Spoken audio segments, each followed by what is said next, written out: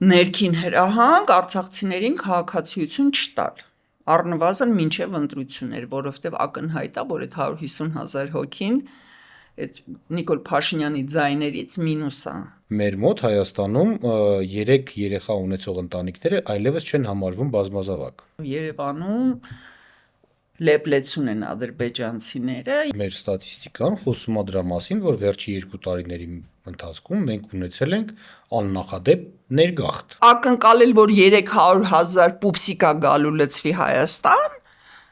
դա առնվազն միամտություն է։ Մենք ոչ միայն մտնելու ենք վիճակագրական եւ ժողովրդագրական ծուղակի մեջ, այլ նաեւ սկսելու են էթնիկ հողի վրա սպանություններ։ Օրերս շատ հաճախ խոսվում է դրա մասին, որ օրերից մի օր մենք ստեղ Հայաստանում պետք է հյուրընկալենք եւ մեր տան դռները բացենք մեր հարևան երկրի ներկայացուցիչներին։ Դու որպես իրանց գլխավոր զոոլոգ, կարելի ասել, զոոտեխնոլոգ, զոովետերինար, անունը դնենք սրժ ուսումնասիրող։ Լավ, արի անունը դնենք ուսումնասիրող։ Խնդրում եմ քո կարծիքը դրա մասին։ Արդյոք մենք կարող ենք, օրինակ, չգիտեմ, ընտրություններից հետո, 1 ամիս հետո, հուլիսի 7-ին Երևանում, Մասիսում, չգիտեմ, Ալագյազում ունենանք վերաբնակցված այդ Մազութստանի ներկայացուցիչներին։ Նախ մենք իրենց արդեն հյուրընկալում ենք, որտեղ Երևանում լեփլեցուն են ադրբեջանցիները եւ կան դեպքեր, որ Yandex տաքսի են քշում մարդիկ եւ բացարձակապես անկաշկանդ են, այսինքն եթե մենք խոսում ենք հյուրընկալելու մասին, ապա դա արդեն տեղի է ունեցել, սակայն շատերը չեն, որ տեղյակ են դրանից, ադրբեջանցին շատ հանգիստ կարան մուտք գործի Հայաստան իր անձնագրով, տեղավորվի աշխատանքի, վարձի բնակարան ու ոչ մի խնդիր նա չունի, ոչ տանտիրոջ հետ, ոչ գործատուի հետ, դա արդեն արձանագրված փաստ է։ Եվ այս պարագայում խոսքը գնում է ոչ թե հյուրընկալելու մասին, այլ ընդունելու հավասարի պես եւ նրանք լինելու են մեր համակարգացին, ոնց որ ես ու դու ենք, տենց էլ լինելու է ինչ-որ մեծ մամեդ,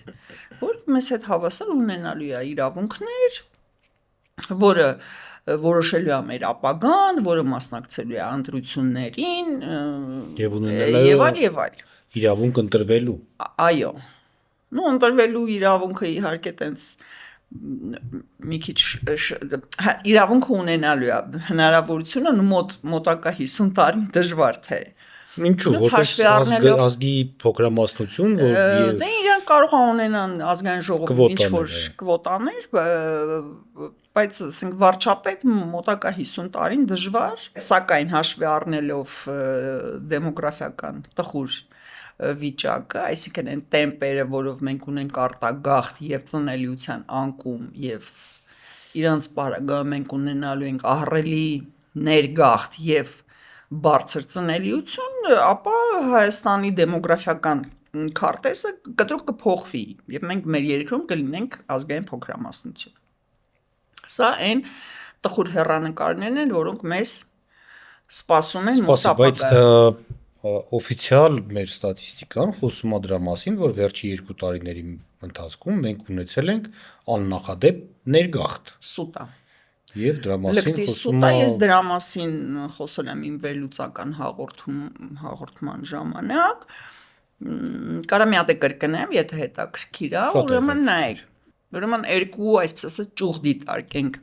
Ճյուղ թիվ 1։ 2021 թվականին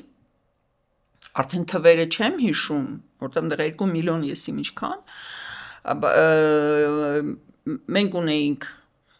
X թվի ընտրող, 2026 թվականին ընտրողների թիվը ընկել է 92,000-ով, այսինքն մենք 5 տարվա ընթացքում կորցրել ենք 92,000 ընտրող։ Ընտրողները դա 18-ից բարձր տարիքի մարդիկ են, այսինքն աշխատունակ, Նո հասկանալի։ Պասիոնար եւ այլ, նո մահացվածներին հաշվենք, ես չեմ կարծում մենք 92000 մահ ենք տվել 5 տարվա ընթացքում։ Հետևաբար մենք տեսնում ենք ահռելի անկում, որը Ներքին գործերի նախարարը հայտարարել էր, նախարարը սուտ է ունեցել ենք խոսում։ անցյալ տարվա ընթացքում եւս պլյուս, ուզում եմ քո թվերին գումարեմ, 43000 մեր բռնի տեղահանված արցախցիներին ստիպողաբար Հայաստանի քաղաքացիություն են տրամադրել։ Ստիպողագաբար չեն տալիս, հակառակը նրանք ունեն ներքին հրահանգ արցախցիներին քաղաքացիություն չտալ։ Առնվազն մինչև ընտրություններ, որովհետև ակնհայտ է, որ այդ 150,000 հոգին այդ Նիկոլ Փաշինյանի ձայներից մինուս է։ Հետևաբար արցախցիները չպետք է ստանան անձնագիր, մինչև Նիկոլ Փաշինյանը հայտարարել է, որ 43000 ստացել են։ Սուտ է խոսում ու ես իր ստերը հատ-հատ բռնել եմ, այսինքն ֆիքսենք, որ 21 թվականի եւ 26 թվականի արանքում մենք կորցրել ենք 92000 ձայն։ Դա մեկ, երկրորդը, իրանք ոնց են հաշվում ներգաղթը։ Ուրեմն ստատիստիկան սենց է հաշվում 24 թվականի դեկտեմբերի 31-ից մինչև հաջորդ 25 թվականի դեկտեմբերի 31։ Տեսնում են, որ ինչ որ քանակության մարդ ներս է մտել Հայաստան եւ նայում են հունվարի 1-ին քանի հոգի է դուրս եկել։ Այդ պլյուսը իրանք համարում են ներգաղթ։ Ну, իրականում վիճակագրության ինստրումենտը դա է, ուրիշ ինստրումենտ դեռ գոյություն չունի։ Ну, մեկ էլ իմ ասած ընտրողների քանակն է։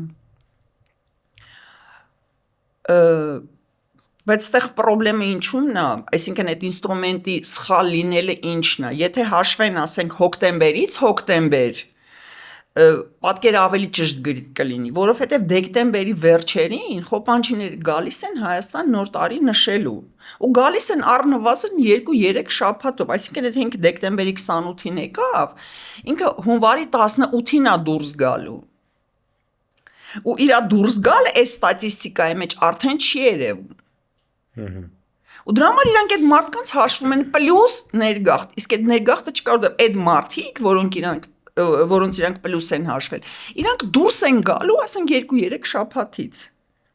Հոկտեմբերին տենց հոսք չկա, որովհետև արդեն աշուն է, արդեն բոլորը ով որ եկել էին օտպուսկ գնացել են, ով որ պետք է մնացել են, այսինքն տուրիստական սեզոնը փակ է, երբ որ հոկտեմբերից հոկտեմբեր ես հաշվում կամ ընդհանրենք ապրիլից ապրիլ։ Դու ավելի ճշգրիտ պատկեր ես ստանում։ Իսկ մայիս-դեկտեմբեր հաշվելը դա սխալ է։ Այսինքն դա գործիքակազմի սխալ կիրառում է։ Լավ, ինչը սխալ չի իրանց մոտ, ես արդեն հոգնել եմ հաշվել։ Վերադառնանք մեր գառնուկներին, ոչխարներին, հա։ Հիմա իրանց մոտ հայտարարվել է, ну, ըստ օֆիցիալ տվյալների, իրանց օֆիցիալ տվյալների հայտարարվել է, որ ատելության խոսքը խիստ դատապարտելի է եւ արդեն մի երկու դեպք կա տուգանել են իրանց քաղաքացիներին հայերի նկատմամբ վատ բաներ ասելու, բայց արի ուտես դարաշրջանը, խաղաղության դարաշրջանը, որը հայտարարում է մեր աթոռին սոսնձվածը, իրանք դիմավորում են դատարան դիմելով, միջազգային դատարան դիմելով ու ճանաչելով մարտի 31-ը ադրբեջանցիների ցեղասպանության օր։ Ну, գիտեք ինչ, իրականում ցեղասպանություն ճանաչել չճանաչել, ես չեմ համարում ատելության խոսք։ Որովհետև երբ որ դու խոսում ես պատմական փաստի արձանագրման մասին, դա մի թեմա է։ Բայց երբ որ դու ասում ես, որ մեզ ցեղասպանել են եւ մենք պետք է վրեժ լուծենք, այ այդ պարագայից ստորակետից հետո է սկսվում ատելության խոսքը։ Ասում են։ Եթե չեն ասում, օքեյ, պատմական թեմա է, քննարկում են, ասում են, որ մենք երբեք թույլ չենք տա, որ նման բան կրկնվի եւ այլ, բայց երբ որ ասում են, որ մենք պետք է մեր վրեժը լուծենք, մենք պետք է վերադարձնենք մեր պատմական հողերը, որ хороший армянин это мертвый армянин, понимаешь, ու այդ ամեն ինչը արվում է ամենաբարձր պաշտոնական մակարդակի վրա, Արտգործ նախարարի առաջի տեղակալի բակարդակով։ Հիմա քանի հոգի են նրանք այդ ստորին մակարդակի վրա դատում, դա բացարձակապես ոչ մի էական նշանակություն չունի, որտեվ ատելության խոսք կա նաև պատմության յուրացումը, ատելության խոսք կա հայերի ծագումնաբանության աղավաղումը, այդ ամեն ինչը ատելության խոսք է։ Իսկ դասագրքերը դպրոցի Թող հասնեմ։ Այսինքն, այդ հայատյացությունը մտածա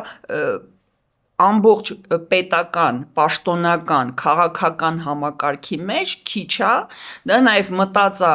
ակադեմիական ոլորտ եւ դաստիարակչական, այսինքն հայատյացության ոճով դաստիարակվում են սերունդներ, այսինքն դաստիարակվել են եւ շարունակում են դաստիարակվել, որտեվ եթե դուք բացանեք ցանկացած ադրբեջանական դասագիրք, ինչ ասեմ, առաջի դասարանի ռուսաց լեզվի դասագիրքը, որտեղ պետք է լինի մամա մılı ռամու, մամա մամու, այնտեղ սկսում են նրանից, որ հայերը տականք են, որ հայերը պիղծ են եւ այլ եւ այլ։ Ու այդ ֆոնի վրա իրանց այդ դատապարտելը, շտրաֆանելը, բան այդ ամեն ինչը բացարձակապես անիմաստ է, որովհետև ինքը չի ասում մի վիրավորի հային, ինքը ասում է վիրավորի հայինն էց, որ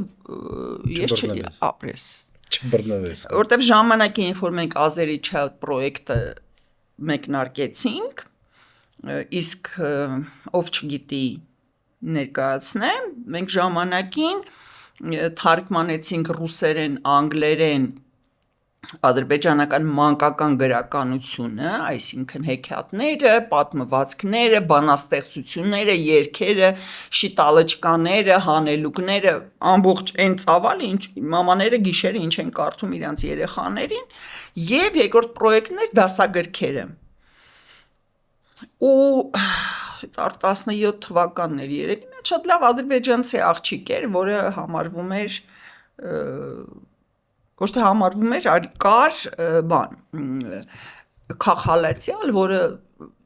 լքեց Ադրբեջանը, հիմա Եվրոպայում է նա ապրում, իրանք բավականին տենց ինտելիգենտ ժողովուրդ էին, հայերի հետ բավականին բարի հարաբերություն, բայց քանի որ ես այդ ամբողջ կեղտը տեսել եմ հենց տակից, իմ մոտ միշտ դա առաջացրել է որոշակի զգուշ բան, էլի կասկածամտություն կա։ Հա, ու այդ աղջիկը խնդրեց, ասեց, ուզում եմ հետդ ինտերվյու անեմ, այս քո պրոյեկտի վերաբերյալ, կհամաձայնվի, ասես, հա, կհամաձայնվեմ, ոչ մի խնդիր չկա, դեպ ասած ցանցում կա այդ ինտերվյուն, ադրբեջաներեն, ռուսերեն եւ հայերեն։ Ու ինքս հարց է ինձ տալիս, ասում է, արդյոք դու չես նպաստում այլատյացությանը, թարգմանելով եւ ջրի երես բերելով ադրբեջանական մանկական գրականությունը։ Ասում, կներես ասում, այսինքն ըստ քեզ նման գրականություն գրելը այլատյացություն չի, то есть օքեյ է, որ նման գրականություն կա, Պրոբլեմը կայանում է միայն նրանում, որ ես այդ ամեն ինչը ադրբեջանական ներքին դաշտից հանել եմ դուրս, որ մեր հասարակությունը իմանա դուք ինչ ոճով եք երեխա դաստիարակում։ Այսինքն ինչ որ նմանա դրան, որ եթե դու մարդասպանին բան տեսնես տասնում, դու բռնություն ես քարոզում։ Դու բռնություն ես քարոզում, որովհետև չի կարելի մարդու ազատությունը սահմանափակել։ Կամ չի կարելի պատմել այդ մարդը ինչ է արել։ Իրանք շատ ցավագին են տանում, ասենք, երբ որ մենք խոսում ենք Սումգայիթի մասին, ոչ թե այն առումով, որ դե ասում են չի եղել բան, բայց իրանք դուր չի գալիս, երբ որ դրա մասը, այսինքն իրանք ներսում գիտեն, իրանք օքեյ են այդ մտքի հետ, բայց երբ որ դա դառնում է հանրային քննարկման առարկա եւ այդ քննարկման ներքո նրանք մեղավորի կարգավիճակում են, վճռագործին կարգավիճակում են, իրանց այդ դուր չի գալիս։ Իրանց սպիտակ շորիկի վրա նավթի ու արյան հետ չեն, այսինքն իրանք ասում են մի հատ սենց արեք, մենք այդ Սումգայիթը մի հատ էլ կկրկնենք, բայց պետք չի դրա մասին խոսալ։ Սա է մոտեցումը։ Ու դրա համար ակնկալել, որ 300,000 պուպսիկա գալու լծվի Հայաստան, դա առնվազն միամտություն է, իսկ առավելը եւս դա բանը դիվերսիա է, որովհետեւ դու ներս ես թողել 300,000 ագրեսիվ տրամադրված, հայատյա զանգված, ով որ գիտի, որ եթե դու սպանել ես հայ, ապա դու ճիշտ ու լավ ադրբեջանցի ես։ Ну ու պատմությունը այդ ցույց է տալիս ու Հայաստանի ոչ հետևողական լինելը դա ցույց է տալիս, քանի որ մենք պատրաստվում ենք բոլոր մեր դատական հայցերը հետ կանչել։ Մենք պատրաստ չենք, Նիկոլ Փաշինյանը, Ну մենք որպես պետություն ոչ,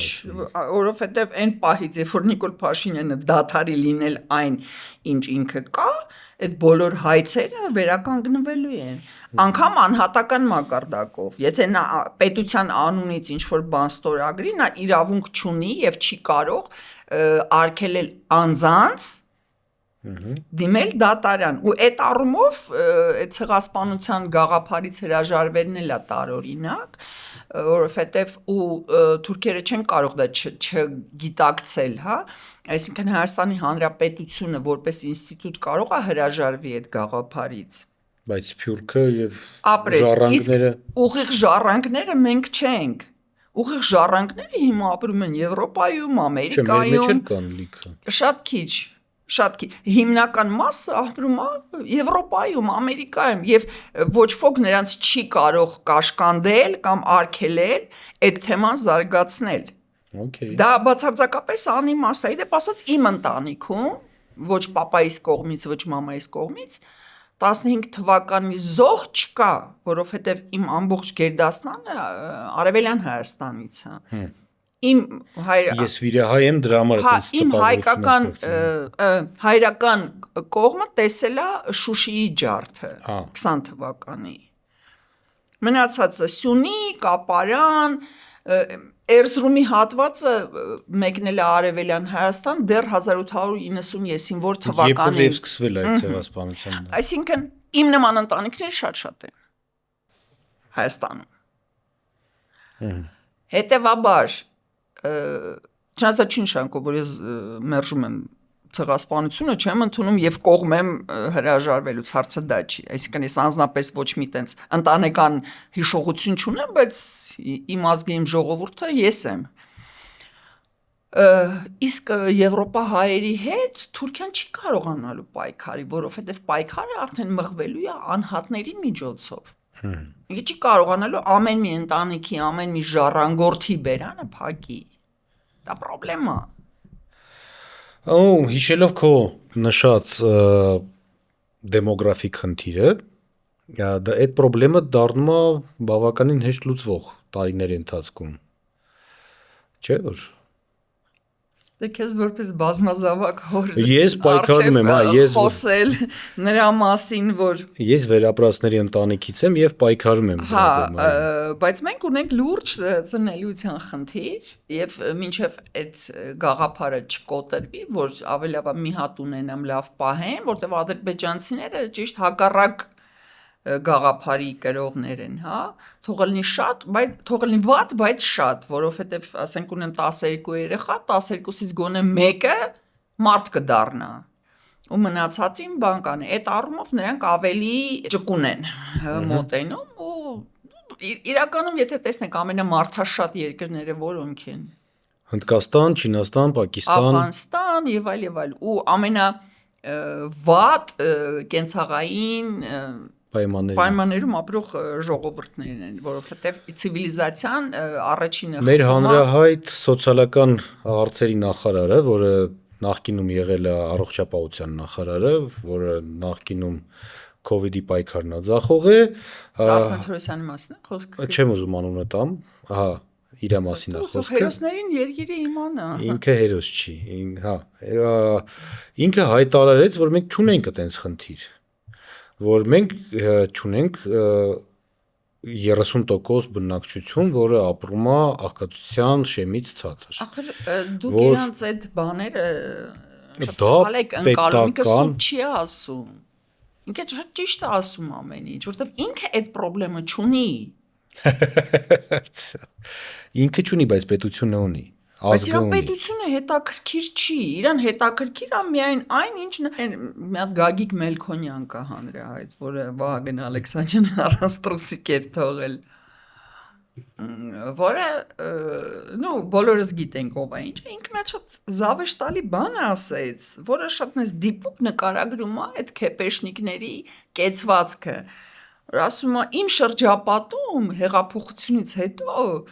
ակադ մարդ չկա, բոլորը շատ հարուստ են, ուրախ են եւ երջանիկ, ու ինքը իրավացի է, դա այդպես է, պարզապես ինքը իր տգիտությունից ելնելով չի կարողանում հասկանալ կամ չի գիտակցում, որ փոխվել է շրջապատը, որ ինքը մտել է ինչ-որ մի խավ, որտեղ իրոք նման մարդիկ չկան։ Բայց դա չի նշանակում, որ այն խավը, որը մինչև 18-ով էր իրան շրջապատում, մնացել է այնտեղ, որտեղ որ կա, հələ մի բան էլ ավել ընկել բան մեջ։ Հիմա որ Արսեն Թորոսյանն ասում է, որ ինքը տենց խնդրեմ չունի, նա իրոք տենց խնդրեմ չունի։ Նա չի տեսնում ու չի էլ ուզում տեսնի, որտեղ որ Արսեն Թորոսյանին ասում էին, որ ձեր կողմից կազմակերպված միջոցառումները կովիդի պայքարի դեմ սխալ են ու բերում են այն ավարտին, որին բերեց, ինքը իրոք չի հասկանում ինչի մասին է խոսքը գնում, որտեղ իր մաման, պապան, հորքուրի տղեն, բաջանաղի չգիտեմ, զարմիկը, իրանք բոլորը բուժում են ստացել լավագույն ու սա են մնաց ինչի մասին է խոսքը գնում։ Խոսքը գնում է դրա մասին, որ քանի որ իրանք զբաղացնում են պետական աթոռները եւ սնվում են մեր հարկերից, մեր վճարած հարկերից, իրանք ներկայացնում են ամբողջներին, քաղաքացիներին։ Ոչ, ինքը մեր վճարած հարկերից չի սնվում։ Ինքը սնվում է մեր վզին փաթաթած պարտքերից։ Նաև մեր վզին ու մեր թորների նույնիսկ վզին փաթաթած պարտքերից, բայց մեր վճարած հարկերն էլ բավականին զգալի մաս են կազմում։ Միլիցեքի աշխատավարձն է գնում այդտեղ, հարցը դա չի։ Կոնկրետ Արսեն Թորոսյանա տիպի պաշտոնյաների։ Ես տիի տեղը ես կասեմ։ Հա, պաշտոնյաները սնվում են ահռելի պարտքերի շնորհիվ, որոնք իրանք բերում են փաթաթում են մեր վզին։ Օրեցօր աճող մեր պետական պարտքը միլիարդների մասին է խոսքը։ Այո, 14.5 միլիարդ է արդեն արտաքին պարտքը, ներքինի մասին հետո կխոսանք։ Նույն չխոսած, ես չեմ տիրապետում թեմային։ Լավ, սոցիոլոգիային վերադառնալով, դու գիտես, որ 19 թվականից ի վեր մեր մոտ Հայաստանում 3 երեխա ունեցող ընտանիքները այլևս չեն համարվում բազմազավակ։ Մինչև այդ համարվել է 3 եւ ավելի երեխա ունեցողները։ Իսկ 19 թվականից այս հանճարների մտքի թռիչքով ընտանիքը պետք է ունենա Նիկոլի նման 4 երեխա եւ ավել, որ համարվի բազմազավակ։ Ես ժամանակին մի մասնագետի հետ ահագին վիճում էի այդ նպաստների վերաբերյալ, դեպ ասած այս նպաստների հակառակորդներից եմ, ես դեմ եմ նպաստներին, որովհետև համարում եմ, որ այդ փարոս մարոսները սարքեցին մեր ազգին ինչ-որ մեկ կա։ Հարցը չէ, բարոյական հարց չի, մարդ ասում են, ինչի աշխատեմ, եթե տունը դիվանին պարկած 4 երեխա կունենամ, այդ փողով այսպես կապրեմ։ Ժամանակին լավ, մի քիչ sense շեղվենք, ժամանակին մի բազմազավակ ընտանիքի էինք օգնում, где-то երբ 11 թվականն էր կամ 10, մի խոսքով, ուրեմն ապրում էին ռայոնի քաղաքներից մեկի հանրակացարանում, այդ հանրակացարանը պետք է քանդեին, անտուն էին մնացել եւ այլ, իսկ քանի որ ես իմ գործի բերումով գյուղերի հետ կապ ունեի, հարցրեցի, ասի կարող է դատարկ տուն ունեք, այս մարդկանց տանք թող ապրեն, որտեվ իրանք ունեին 7 թե 8 երեխա։ Ոնց էին իրանք այդ երեխեքին պահում, մի սարսափելի բան էր, ասին հա բերեք, մենք տունել կտանք, ինչ որ թոշակել կտանք, կողքի այդ ֆերմա կար, այդ ֆերման ասեց, որ մենք իրանց աշխատանքի կընդունենք, խնդիր չկա, թող գան։ Մտածում էին, որ 8 երեխա է, որից 3-ը թե 4-ը արդեն այնքան մեծ էին, որ կարող էին աշխատել։ Էլի գցեցին բռնեցին, թե օրը մարդը 4000 դրամ տանք, այդ 11 թվականին վատ փող չէր։ Եթե 4-5 հոգի աշխատում է, այդ նշանակում է իրանք 16-20 դրամ օրական փող ունեն, դա շատ լավ վարձ է։ Գյուղում ապրելու Գյուղի պարագայում։ Պլյուս մենք էինք մեր ընկերներով փող հավաքում իրանց սնունդը մատակարարում, հագուստը, տեխնիկան եւ այլ։ Հա, ոչինչ բանից պարզեց, որ իրանք աշխատելու, իրանք չեն ուզում աշխատեն, որովհետեւ նպաստը իրանց այսպես հերիքում է, գյուղում չեն ուզում ապրեն, այդ տան մեբելը վառեցին, որովհետեւ այն փայտը, որ իրանք տալիս էին իրանք ծախում էին, մի խոսքով ու իրանք պրոբլեմը իրանց ոնց լուծեցին, իրանք 9-րդ երեխուն բերեցին, որտեվ այդ 9-րդ երեխուն նպաստը ինչ որ միլիոնից ավել փող էր հասնում, որ պարտքերը փակեն, ասի բա որ էս փողն է բրծն ինչի՞ս է, 10-րդին կբերենք։ Այսինքն այդ նպաստները ավելի շատ բան են անում, որտեղ մարդիկ իրականում երեխային բերում ոչ թե փողի համար, այլ փողը լրացուցիչ բոնուս է, կամ էլ չարաշահում են այդ հնարքով, որ ապրեն այնպես, ոնց որ այս Հիմա կրճատել են այդ նպաստները, բավականին ուժեղ, իրականում այդ նպաստը խնդիր չի լուծում, որովհետև այն ընտանիքը, որը ուզում է շատ երեխա, ինքը շատ երեխա ունենում է ու կապ չունի այդ փողը կա թե չկա, այսինքն դու բոլորից լավ գիտես դա ոնց է լինում։ Իսկ այն ընտանիքը, որը փաստորեն երեխա է ծախում պետության վրա, իրանք այդ երեխեքին չեն նայում ու ես չգիտեմ ինչ կմեծանա այդ երեխեքից, որտեղ ես շատ կրճատեցի իրանց այդ այլանդակ պահվածքը, էլի, որ այդ գյուղապետը զանգեց, ասեց խնդրում եմ արի այս մարդկանց տար մեր գյուղից, որովհետև ոբշեմ լավ չի ամեն ինչ։ Հիմա ոնց անենք, որ 300,000 էլի նպաստացող ու բազմացող թշնամիները գան ապրեն մեր կողքին ու մենք ունենանք հնարավորություն, որ մեր ազգաբնակչությունը չզիջի այդ 300,000-ին։ Ես չեմ կարող մարդկանց ստիպեմ բազմանալ։ Դա դեռ ազատ կամքի դրսև, որ հիմա ուզում ես երեխա ունենում ես, չես ուզում, չես ունենում։ Ու իմ մոտ թյուր տպավորություն ստեղծեց, որ դու արդեն օքեյ ես, որ իրանք գալու են ապրեն ու մտածում ես ոնց իրանց հետ մրցակցես։ Չէ, ես օքեյ չեմ, բայց ես լինելով Այսինքն պետք է այդ թեման իրականում բան անել, դեմ կանգնել այդ թեմային։ Որտեվ նման բան չի կարող տեղի ունենա Հայաստանի Հանրապետությունում, որովհետև մենք ոչ միայն մտնելու ենք վիճակագրական եւ ժողովրդագրական ծուղակի մեջ, այլ նաեւ սկսելու են էթնիկ հողի վրա սպանություններ։ Ու նենց որ մենք ենք սպանողները լինելու։ Դա է ուզում ասել, էլի հունիսի 7-ի արև ապրես հունիսի 7-ը այդ այն օրն է, երբ որ դուք, ես կարող ենք այն որ ասում են բանում օրորոցում խեղտել այդ գաղափարը որ նման բան չպետք է տեղի ունենա ելնելով մեր ազգային անվտանգությունից Ես կասեի նույնիսկ անձնական անվտանգությունից Քանի որ այդ թվում նաև Քանի որ մեր ազգային անվտանգությունը հիմա տենց լացած վիճակում է ու մենք ստիպված ենք անձնականին կպնել, որ մարդիկ գոնե հասկանան ինչ որ մի բան։ Խոջալույի մասին կինո ենք նկարում ու բնական է որ 92 թվականի վիճակը այդ բլոկադնի Ստեփանակերտը եւ այլն, մի խոսքով գնացել ենք սյոմկա ենք անում բանի։ Այն ժամանակ ծննդատանը աշխատող բուժ աշխատակազմին։ Ու այս բժիշկուներից մեկը պատմում է, դե այդ ամբողջ ռայոնում միակ ցիվիլ հիվանդանոցը Ստեփանակերտի հիվանդանոցն էր, ու այդ խոջալու մոջալու աղդամ անգամ բլոկադայի ժամանակ այդ մարդիկ գալիս էին պատվալում ծննդաբերում էին իրանց երեխեքից գնում էին։ Ասում մենք չենք կարա մերժենք, որովհետև ասում մենք դա մեր պարտքն է, կապ չունի ով է, թուրք է, թուրք չի, եկել է պրոբլեմա, մի խոսքով ասում դե 92-ի հունվարն է, այսինքն բլոկադան մի 2 ամիս է, ինչ, 2.5 ամիս է արդեն գործում է։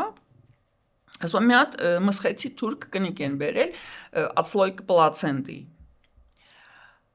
Ոչմ այդ պարկացրեցին, կաթիլայինը տվեցին, կարգի բերեցին, մի խոսքով հղիությունը պահպանեցին ու ասում են լավ, ասում են, «Էս ինչ ես արել, որ բանը այդ վիճակից պլացենտա հասկսել է բան անել, ացլոյկա լինել»։ Ասում այնտեղ մի հատ սար բան ունենք, բլուր ունենք, այդ բլուրի վրա ասում կանգնած են անցնող հայ մեքենաների վրա քար էինք շպրտում, ասում այս վեդրոյով քար էի մատակարարում։ Ու հայերը իրան ու իր չծնված երեխուն փրկեցին։ Այո։ Ու այդ կինը ոչ մի խնդրեմ չի տեսնում, ոչ այսինքն իր արարքի մեջ, ինքը չի զղջում, ինքը չի ամաչում, այսինքն ինքը շատ հանգիստ խոստովանում է, որ ասում է քարով վեդրո եմ բարձացրել սար, որ ունդեղից հարմար լինի անցնող հայկական մեքենաներին հարվածել։ Հիմա ստեղ մենք նույնն ենք ունենալու։ Հասկանալի է, չեմ ուզում ասեմ վախենալու է, որովհետև դե չեմ վախում ես իրանցից, բայց արի այսքանով ես ուզում եմ մի հատ բլից հարցում քեզ անեմ։ Դավայ։ Ընդունելի է թե ոչ, երբ որ մի անձին գլխատած անձը ստանում է հերոսի կոչում եւ հանգիստ ապրում է իր կյանքը։ Ոչ։ Ոչ։ Եվ առավել անընդունելի է, երբ որ մարդու իրավունքների պաշտպանը հորդորում է երիտասարդությանը օրինակ վերցնել եւ լինել ինչպես այդ անձնավորությունը։ Մեր հարևան երկրի մարդու իրավունքների Ռամիլ Սաֆար։ Այո, եւ իրանց մարդու իրավունքների պաշտպանի մասին։ Էլմիրա Սուլեյմանովայի մասին։ Լավ, երկրորդ հարց։ Ընդունելի է թե ոչ, երբ որ քո տան մի հատվածը գրավում է մարդասպանը, իսկ դու ասում ես քո ընտանիքի անդամներին, որ դա սուտ է, եւ այդ դանակով մարդը, որ քո տանը նստած է, ինքը իր տան մեջ է։ Ոչ։ Ոչ, շնորհակալություն։ Եվ երրորդ հարցս, ընդունելի է թե ոչ, երբ որ դու կազմակերպում ես միջոցառում, հավաքում ես մարդկանց ու այդ միջոցառման գնալու ժամանակ ավտոշարասյունդ գցում է հղի կնոջ տակը ու դու նույնիսկ չես կանգնում ու քո շարասյան կազմում եղած բժիշկներին թույլ չես թողնում կանգնել եւ օգնություն ցուցաբերել։ Ռացիոնալ առումով թե էմոցիոնալ։ Քո կարծիքով։ Էմոցիոնալ ոչ։ Իսկ ռացիոնալ եթե Նիկոլ Փաշինյանը չլիներ, շարասյունը իրոք իրավունք չունի կանգնելու, դա այդպես է։ Դա այդպես է։ Սակայն այդ ամեն ինչի կապի ձայնագրությունը նրանում, որ նրանք չզանգեցին, հենց մեքենայի մեջ շտապ օգնություն ասեն դեպքապատել եկեք հասեք մեկ։ Երկրորդը մեքենայի տակ գցողը ոչ մի պատիժ չի կրել եւ ամենակարևորը այդ ժամին այդ արագությամբ, այդ նեղ փողոցում շարասյուն անցնել իրավունք չուներ։ Շնորհակալություն։ Խնդրեմ։ Իսկ ձեզ հիշեցնեմ, որ պետք է բաժանորդագրվել մեր YouTube-յան ալիքին, տարածել մեր տեսանյութերը եւ ամենակարևորը ձեր մեկնաբանությունները թողեք տեսանյութի տակ, որ մենք հասկանանք ճիշտ ենք խոսում, սխալ ենք խոսում եւ ձեր հետ երկխոսություն ունենանք։ Շնորհակալություն, ցտեսություն։